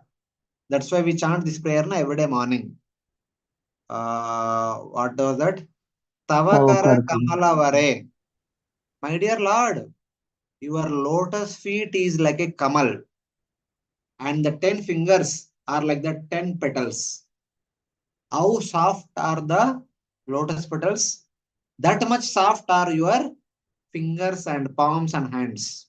Tavakara Kamalavare Nakam Adbhut Shringam. Though the palms are like the lotus flower, the fingers are like the lotus petals, but Naka is Adbhuta Shringam. It is like a strong chisel. Why? Tanu Bringam. The Hiranyaksha's body is very strong like a Brunga. And that strong body has been pierced apart by this chisel-like nails of your lotus-like hands. How can a lotus-like hand will have chisel-like nails? That is a contradictory. But in the case of Lord, all contradictories are resolved. So it is like that. Vajranaka Vajradamshra. Burn up the impressions of karma. Karmashayam Rande is saying that just like you torn apart the diamond-like chest of Hiranyakashipu, similarly may you turn apart the mountain of ignorance in my heart. The mountain of anarthas in my heart. It's like that. Destroy ignorance. Tamo grasa grasa. Please appear in my mind. Atmani bhuishta. So that it becomes fearless. Abhayam, abhayam. So like that. This is the prayer. Then Prahlad Maharaj says, these are wonderful prayers. Swastastu vishwasya kala prasidatam. Dhyayantu bhutani shivamito diya. Manascha badram bhajatad dokshaje. Aveshatam no matirapya hetuki. May there be good fortune throughout the universe, and may all envious person be pacified. May all living entities become calm by practicing bhakti yoga, for by accepting devotional service they will think of each other's welfare. Therefore, Let us all engage in the service of the Supreme Transcendence, Lord Sri Krishna, and always remain absorbed in thought of Him. Let there be auspiciousness for the entire universe. May the wicked be pleased, not angry. May all beings together meditate by their intelligence on cooperation. May the mind become free of attachment. May our minds without motivation be absorbed in the Supreme Lord. So this is like a pep talk. The reason is Prahlad Maharaj is coming from the demon's lineage. Anyway, devotees are peaceful, they are non-envious, they don't try to make quarrel with anybody else. But Asuras are always quarrel mongers. And Prahlad Maharaj says that let everyone in the entire universe have auspiciousness. As a result of that, they don't become angry or envious upon others. Even though the devotees are always peaceful, but the asuras always become angry with the devotee, they try to disturb the devotees. And Prahlad Maharaj said that let even the asuras also become peaceful and think about the welfare of the entire universe, think about the welfare of the others, so that everyone with mutual cooperation can worship the Supreme Lord. This is the mentality of Prahlad Maharaj. Prahlad Maharaj said that everyone should become devotee. Why people become angry? People become envious of others. The principal reason of becoming angry upon others, becoming envious of others is our attachment. Our attachment to the material world, our attachment to the possessions of the material world, our attachment to being the first person, our attachment to the first position. That is where the competition, that where the envious, that where the anger, quarrel, everything. I want to be the first. I want to be the wealthiest. I want to be the topmost. I want to be the one glorified by everyone. This is the problem in this material world. So that's what Prahlad Maharaj says now. Maga Maga Radharatmaja Vitta Bandhushu Sango Yadistyad Bhagavat Priyeshu Na Pranavritya Paritushtatmavan Siddhyataduran Natatendriya Priya. Translation. My dear Lord, we pray that we may never feel attraction for the prison of family life, consisting of home, wife, children, friends, bank balance, relatives, and so on. If we do have some attachment, let it be for devotees whose only dear friend is Krishna. His mind is perfectly satisfied with the bare necessities of life. He does not try to gratify his senses. Such a person quickly advances in Krishna consciousness, whereas others who are too attached to material things find advancement very difficult. He says that the problem in this material world is our attachment to material world or possessions of the material world or the feelings of the material world, pujala, pratishtha, etc. How can we become free from them? Develop attachment to devotees. Because if we have attachment to devotees and devotees always talk about the Supreme Lord, we will develop attachment to Supreme Lord. If we don't have attachment to devotees, we will never develop attachment to Supreme Lord. That's why Lord Kapila tells in the third canto, Satam prasanga mama virya samvido pravanti karuna rasaya kata tajjoshanadasu apavarga vartmani Shraddha ratir bhakti ranukramishati. Shraddha, Rati and Bhakti will come only when we have attachment to devotees. When we associate with them, when we hear Krishna's pastimes, the Lord's pastimes in their association, then we develop attachment to Supreme Lord. That is the only solution to become freed from this material contamination and remain peaceful even while in this material world of dualities. That is what Prahlad Maharaj says. Otherwise, we simply become attached to these things of this material world and we keep quarreling till the time of last breath. That is what will happen. I'm very sorry, I'm speaking big philosophy, but it is very difficult to follow. But this is what we should aspire to follow. Even I myself is not following, but we all need each other's cooperation, each other's inspiration, and each other's encouragement to become more and more sincere in our day-to-day practice of bhakti. And hence, our attachment to material world will reduce gradually, and our attachment to the devotees and the spiritual activities and the spiritual world will increase gradually. That is the only hope. When this becomes 100%, that becomes zero, then one is qualified to go back to Godhead. Till then, even if we have 1% attachment to this material world, we'll continue to stay here only. So like that. Then what is the solution? We look for association of devotees.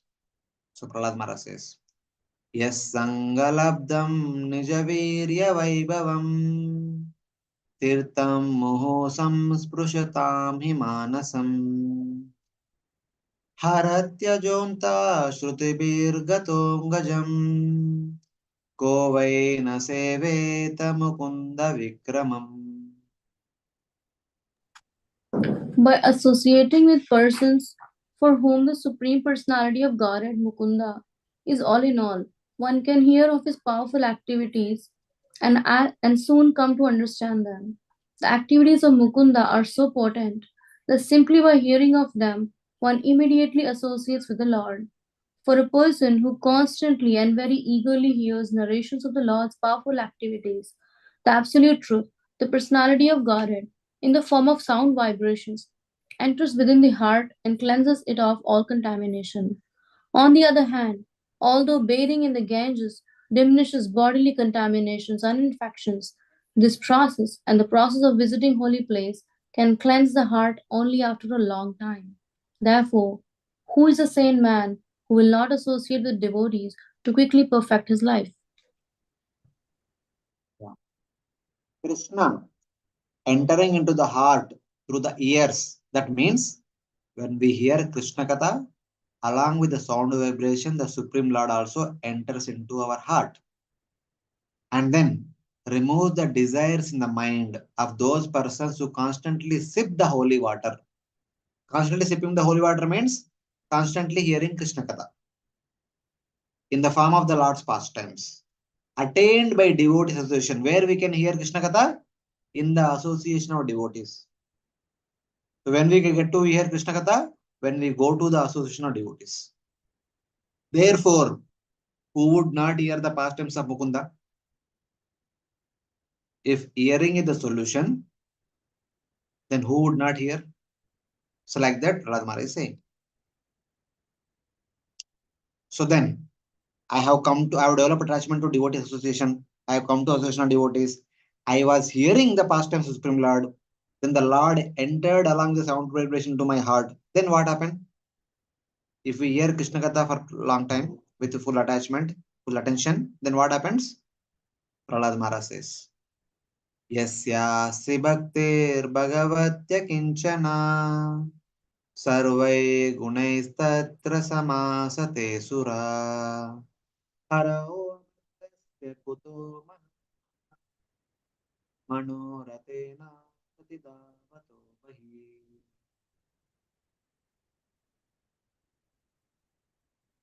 Yeah, please read.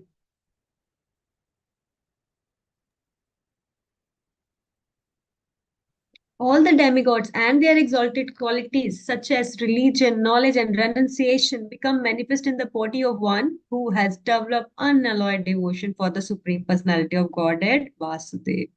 On the other hand, a person devoid of devotional service and engaged in material activities has no good qualities. Even if he is adept at the practice of mystic yoga or the honest endeavor of maintaining his family and relatives, he must be driven by his own mental speculations and must engage in the service of Lord's external energy. How can there be any good quality in such a man? See, the understanding is like this.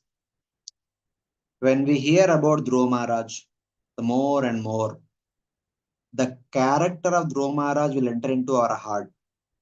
And if we have heard properly, we also start behaving like Dhruva Maharaj. That means all wonderful qualities of Dhruva Maharaj will manifest within us. Like that, when we hear about Parikshit Maharaj, when we hear about Yudhishthira Maharaj, when we hear about other Pandavas like Arjuna and all, when we hear about Prahlad Maharaj, when we hear about Ambarish Maharaj, like that, any devotee we hear who are like devatas, and also all the devatas are devotees. When we hear all of them about all of them, they all enter through our ears into our heart, and whatever good qualities they possess, all those good qualities will manifest in our heart. This is a testing process for all of us. If we exhibit any good quality, that means we have heard about that person who possesses that good quality abundantly. If no good qualities are manifesting within us, that means we are not hearing about anyone. I'm giving an example of devotees, but also the Lord also. The more we hear about the Supreme Lord or his devotees, the more they enter into our heart, the more we manifest their wonderful qualities. It's like that. The Devatas constantly dwell with all good qualities in that person who has pure bhakti for the Lord. And there are no good qualities in the non devotee who chases after temporary material objects with the desire for material pleasure. Whatever is main objective in our life, that is what takes most of the space in our heart. If our objective in our life is to hear about devotees and hear about the Lord and follow in their footsteps, they will occupy most of the space in our heart. If we only contemplate upon how to earn wealth, how to earn home, how to earn this, how to earn that, that will only occupy most of our space in the heart. So this is how Prahlad Maharaj is saying. Hariri साक्षात् भगवान् शरीरिणाम् आत्मा जशानामिव तोयमीप्सितम् हित्वा महांस्तं यदि सज्जते गृहे तदा महत्त्वं वयसा दम्पतीनाम्. Yes, here is the translation. Just as aquatics always desire to remain in the vast mass of water, all conditioned living entities naturally desire to remain in the vast existence of the Supreme Lord. Therefore, if someone very great by material calculation fails to take shelter of the Supreme Soul, but instead becomes attached to material house or life, his greatness is like that of a young, low class couple. One who is too attached to material life lost all good spiritual qualities. Yeah, in continuation of the previous verse, Prahlad Maharaj says that the Lord is the soul of all embodied beings. Just as water is the life of fish, similarly, the Supreme Lord is life of all of us. The fish cannot survive if it is taken out of the water, and we cannot remain happy if we are not in connection with Paramatma or in connection with Supreme Lord. If a person gives up the Lord and becomes attached to one's own home, his only greatness is the time when youthfulness manifests in a husband and wife. So here is Prahlad Maharaj says that. So you people may think that you are the great, powerful, handsome, beautiful personalities in this world, and you are wealthy, this, that, so many things might be there. But all these things, and you will be glorified by people in general and especially by opposite sex only in the youth. Once the youth is gone, everyone will chastise you if one is attached to things of this material world. But on the other hand, if one is attached to Supreme Lord, in childhood, in youth, in old age, in all circumstances, one is greatly respected. Otherwise, in the material world, one is only respected as long as one is youth, as long as one is looking handsome, beautiful, as long as one is earning a good package. When these things are not there, one is not at all cared for. It's like that. That is the material world. And finally, Prahlad Maharaj says, therefore, please do this. Tasmadrajo raga vishada manyo Manaspuha Bayadainyadimulam Hitvagraham Samshrutichakravalam Nrisimhapadam Bhajata Kutobayam Iti.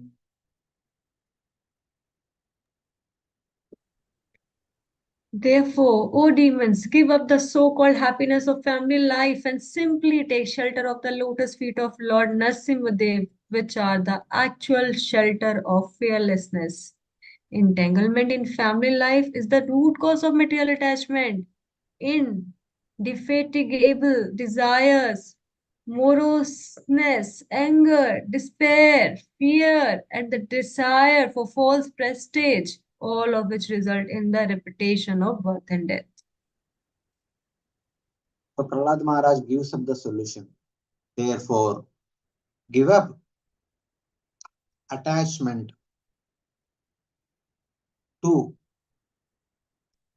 the material world, the objects of the material world, the people of the material world, whom one is considering as the source of enjoyment, source of joy, source of happiness. Instead, develop attachment to Lord's lotus feet, which are actually the source of real enjoyment, not the objects of this material world.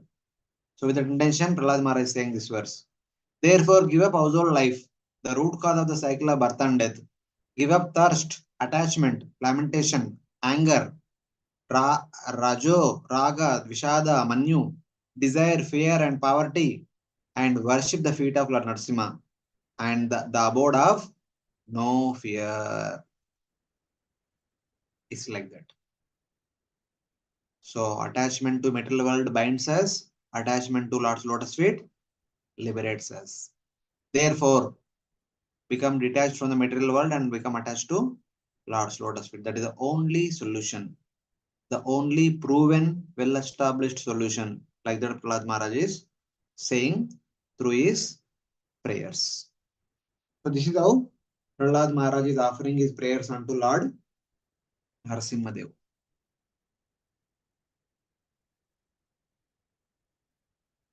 Then, in the Ketumala Varsha, Mother Lakshmi worshipping Lord Kandarpa, Lord Kamadeva, Lord Rishikesha, with the assistance of 36,000 sons and daughters of Prajapati Samvastara. There was a person in charge of 1 year. His name is Prajapati Samvastara, and he has 36,000 daughters, 36,000 sons. The understanding is that for every day in our lifespan, there is a deity. So in Kali Yuga, we are supposed to live for 100 years. 100 years are equal to 360 into 100, 36,000 days and 36,000 nights. The sun represents daytime, the daughter represents nighttime. And sometimes they say that the son and their wives. So there are 36,000 sons are there for Prajapati and they are married, so their wives who are the corresponding night, day and night. And every passing day and passing night, one son and one daughter are destroyed. So it is said that the daughters and sons, the daughters, the fetuses are devoted and die at the end of the year, destroyed because the daughters' minds are agitated by the Kala Chakra of the Lord. Basically, with the every passage of day and night, one son and one daughter were aborted or died. That means they will never come back again in our life again. Even though we may do anything, but they'll one day gone forever. It will never come back again. So like that. So being assisted by these 36,000 daughters and 36,000 sons of Prajapati Samvatsara, Mother Lakshmi is continuously worshipping Lord Kandarpa. His name is Kamadeva. Kamadeva, pleasing Lakshmi with the beauty of his auspicious lotus face, with his beautiful eyebrows, slightly raised by the play of his glances, endowed with a slight attractive smile, which is pleasing with its graceful movements, enjoys his senses. Basically, Lord Kandarpa, Lord Kamadeva, in the company of Mother Lakshmi, continuously enjoys. And that Lord is continuously worshipped by Mother Lakshmi with the association of 36,000 sons and 36,000 daughters of Prajapati Samvatsara by chanting these prayers beginning with a Moola Mantra. This is the Moola Mantra and the following by other prayers. It is a big one. Om Ram Hrim Room Om Namo Bhagavate Rishikeshaya Sarva Guna Visheshaya Vilakshitatmane Akutinam Chittinam Chesasam Visheshanam Chadipatahe Shodasha Kalaya Chando Maya Yanna Chandomaya Annamaya Amrutamaya Sarvamayaya Sahase Ojase Balaya Kantaya Kamaya Namaste Ubhayatra Bhuyat. So like that. I offer respects Let to me Lord Rishikesha, to my husband, Lord Kamadeva, whose body, mind, and intelligence have all excellent qualities, who is master of the action senses, the knowledge senses, and Antakarana, Manbuddhi Ahankara Chetana, who has a perfect form like the full moon, who is the personified Vedas, personified food, Chandomaya, Annamayaya, personified nectar, Annamayaya, the form of all forms, Sarvamayaya, the energy of Chitta, the energy of the senses, and the energy of body, Sahasa, Ojasa, Balaya. I offer respects to him in this world and in the next world. So everything that we can think of, everything is there in this verse. And the Lord is the master of everything because he's called as Rishikesha, the master of the senses. What kind of senses? All these senses. So if he is the master of everything, how can we claim that I am the master of my body, my personality, I'm intelligent, I'm this intelligence doesn't belong to us only. So like that. So this is the prayer. This is the Moola Mantra for Lord Rishikesha. And next, she offers her wonderful prayers. So this is one important prayer. She says that Sriyo Vrataistva Rishikeshwaram Swato He Aradhya Loke Patimasa Nyam Tasam Nate Vai Paripanti Apatyam Priyam Danayushmai Danayumshi Yato Swatantraha. Please read. My dear Lord, you are My dear Lord, you are certainly the fully independent master of all the senses. Therefore, all women who worship you by strictly observing vows because they wish to acquire a husband to satisfy the senses are surely under illusion. They do not know that such a husband cannot actually give protection to them or their children, nor can he protect their wealth or duration of life, for he himself is dependent on time, fruitive results, and the modes of nature, which are all subordinate to you. So, in one sense, Mother Lakshmi in her prayers, all these 4 5 verses, her prayers are mostly directed towards all the Matajis, all the ladies in this world. Because she herself being the female and she is kind of trying to help other Matajis. So, in that way. Worshipping you, my dear Rishikesha, the natural controller of the senses, by performing vows. Women in this world ask for a husband other than you. The husbands cannot protect their children, wealth, or duration of life because they themselves are dependent. So Mother Lakshmi is telling that I see that lot of ladies come to you and they worship you, and at the end they ask that, my dear Lord, please give me a nice husband. Please give me this kind of husband, that kind of husband, etc. And Mother Lakshmi is telling that why? one should accept a master or a husband or a guru. Ultimately, the reason of accepting someone as one's master is this person will guide me back home, back to Godhead. This person is the one who can actually take me to the spiritual world. That is the reason one accepts the subordination of somebody else. Otherwise, there is no reason for accepting somebody else's subordination. Just like in the same fifth canto, some chapters back, Lord Rishabhadeva, while speaking to his sons, he was telling that Gururna Sasya Swajanona Sasyat, Pitana Sasyat Jananina Sasyat, Daivamna Sasyat Napatischa Sasyat, Namocha Yadya Samupeta Mrutyum.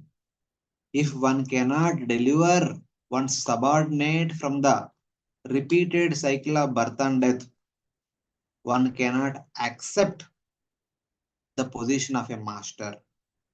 The position of a master can be like guru, can be like the relative, can be like father, mother, husband, and the worshipable deity. Anything in this world. Unless until one can help the subordinate to attain liberation, one should not accept the position of the master. And here Mother Lakshmi is saying that the husband, he himself is depend upon somebody else, and how can he take the responsibility of his wife and children to deliver them? So ultimately,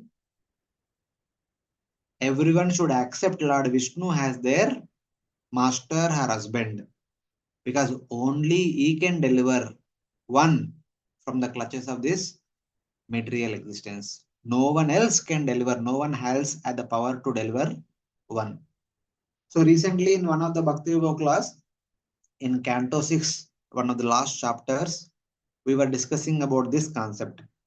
So what is the significance of marriage according to Indian traditional understanding?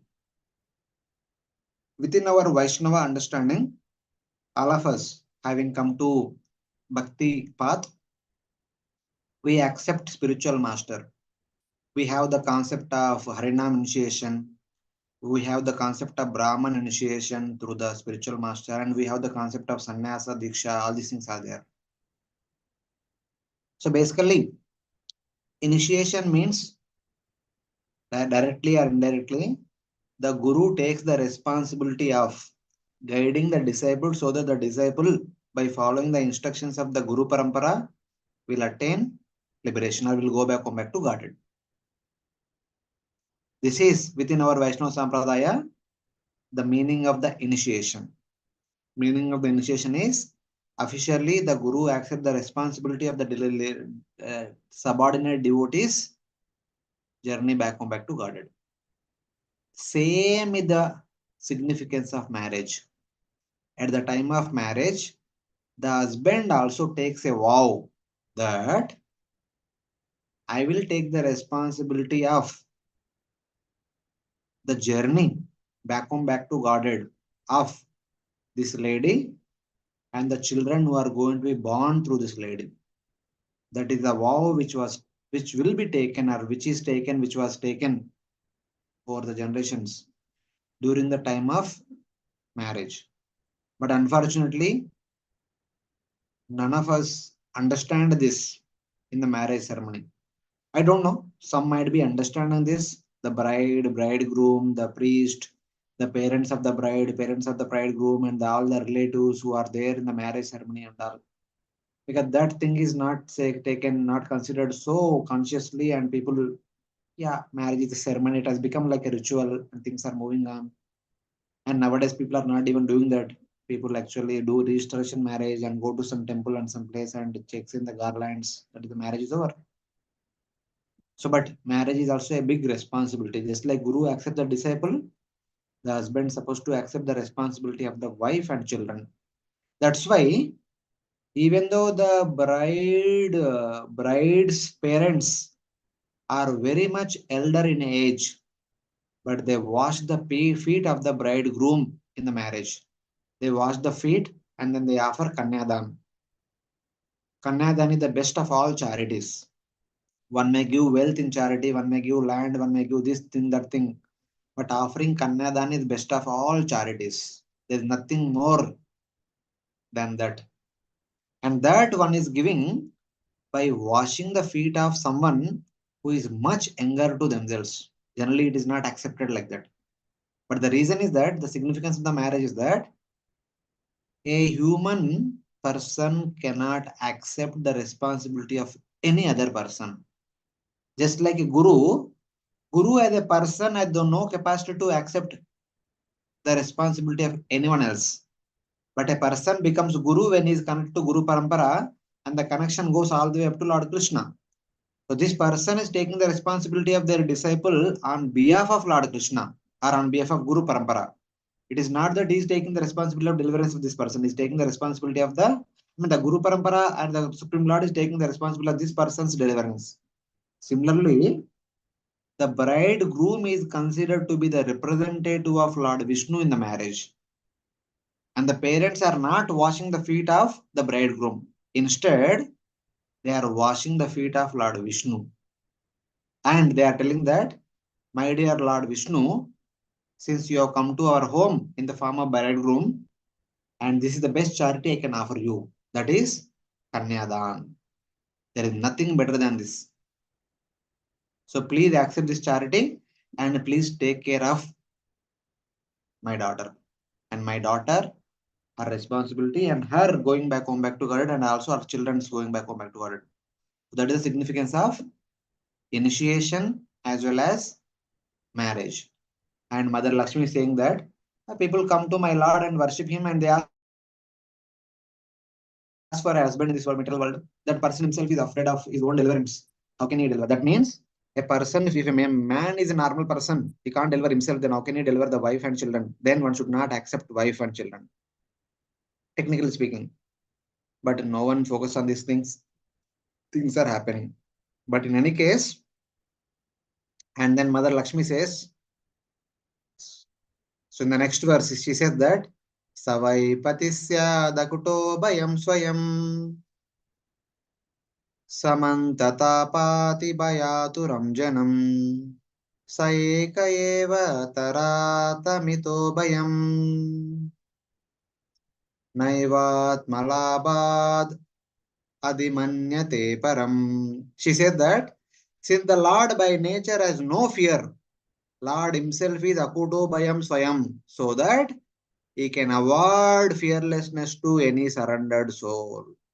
But any material male husband himself is not Akuto Bayam. How can he offer Akuto Bayam to his wife and children? He protects all persons. The Lord protects all persons. He alone should be the husband. Otherwise, there is a mutual fear. If Lord is not the husband, there is fear in the heart of the husband, also in the fear in the heart of the wife. Also, what will happen to us? What will happen to us? There is a lot of fear. The wise do not accept anything better than attaining you. There is nothing better than this world than attaining shelter at your lotus feet. An intelligent person should endeavor by all means attaining your lotus feet, earning your lotus feet. There is one verse in the Bhagavad Gita, chapter 5, I suppose. What was that verse? Padmapatram Ivanjasa. Brahmani Adaya Karmani Sangam Tektva Dhananjaya. So, normally, when we go to work in this material world, we get salary. In Sanskrit, the salary is called Adaya. Even in Telugu also, we call it as monthly Adaya. What is the monthly revenue? What is the monthly earning? Adaya means the monthly earning. So, there should be only one earning, which is the result of all our endeavors, is Brahmani, Adaya Karmani. We should perform all variety of activities in order to earn Brahman as our Adaya. So Brahman means we can say Bhagavan in this case. In the case of Bhakti, it is Bhagavan. So all our endeavors, tiny or big, whichever it is, they all should be meant for earning the Supreme Personality of Godhead. So I would like to beg forgiveness from all of you. Within the given small time, somehow we could have discussed few verses, and all other verses, all of you please read yourself. So somehow all of you tolerated me for last 6 classes, 6 sessions. So thank you very much. Request all of your prayers and blessings so that I will try to practice my bhakti in a small way wherever I am. That is the only hope. We all need each other's blessings, each other's prayers. Hare Krishna. Thank you very much, Prabhuji. So nice, so nice, so nice. Bless us so that we can also do some seva. No, no, all of you are doing so much. I need all of your blessings to do something. Yeah. Yes, Mataji, Jai Kumari Mataji. Jaya Kumar. Hare Krishna, Prabhuji. Prabhuji, I have a question from chapter 17. Can I ask? Quickly. प्रभु जी यहाँ पर है ना verse 17 है ना जो कि जिसमें बीज मंत्र है लॉर्ड संकर्षण के लिए वहां पे लिखा हुआ है कि श्री भगवान उवाच लॉर्ड शिवा के लिए ये वर्ड श्री भगवान यूज किया जा रहा है इट इज लिटिल कंफ्यूजिंग मतलब सुना है कि श्री भगवान कृष्णा के लिए यूज किया जाता है फिर यहाँ पर लॉर्ड शिवा के लिए क्यों Lord Shiva is also non-different from the Supreme Lord. Lord Shiva is an expansion of Mahavishnu. We discussed that time, na? When Mahavishnu was glancing upon Pradhana, from his glance comes Kala Shakti and Jiva Shakti. That Kala Shakti assumed the form of Sadashiva or Mahakala Purusha or Shambhu. And in one sense, he is same as Mahavishnu and also is different. That's why he is called Sri Bhagavan. He is Bhagavan also. So in that way. So we can okay use तो Sri for Lord Vishnu also, sometimes for Lord Shiva also, and for sometimes Lord Brahma also. Because these personalities are on par with the Supreme Lord and they are Gunavataras. So in that way, we can use Sri Bhagavan for them also. Okay thank you Yes, Rukmini Mataji. Thank you so very much, Prabhuji, for giving the sessions. These are really spiritual, uplifting sessions, and it was like today's session. It was like icing on the top that we were learned the tattva. Though I was trying to meditating that how every time I connect to the main goal, and today it was like connecting to the. Of course, these are the prayers, so we are really directly connecting to Krishna. So, and Prabhuji, really, these sessions were like totally blessing, and we are really thankful to Srila Prabhupada that the devotees like you are here, from whom before coming to this, on behalf of all, I got the feedback from devotees also. So okay, I type personally when I was thinking that, oh, I am gonna read the Vedic Cosmos, I was so much afraid.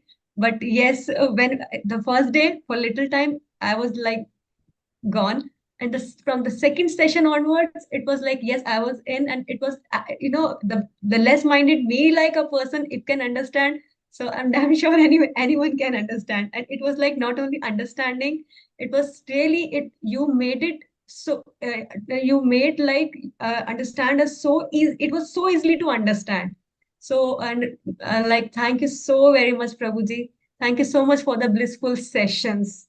And I really want to request you that if in the future also, if we can please get few sessions if time allows you, because we know your schedule, but if possible, that please bless us with your association. Thank you so very much, Prabhuji. So thank you to all other devotees for giving me this seva opportunity. Thank you very much for tolerating all the while. Hare Krishna. Hare Next, Krishna. next time now we'll take leave. Grantara Srimad Bhagavatam ki Yeah. Srila Prabhupada ki jai, Ananta Koti Vaishnava Bhakta Vrinda ki jai. Hare Krishna. Yes, Padmanishri Prabhuji ki jai.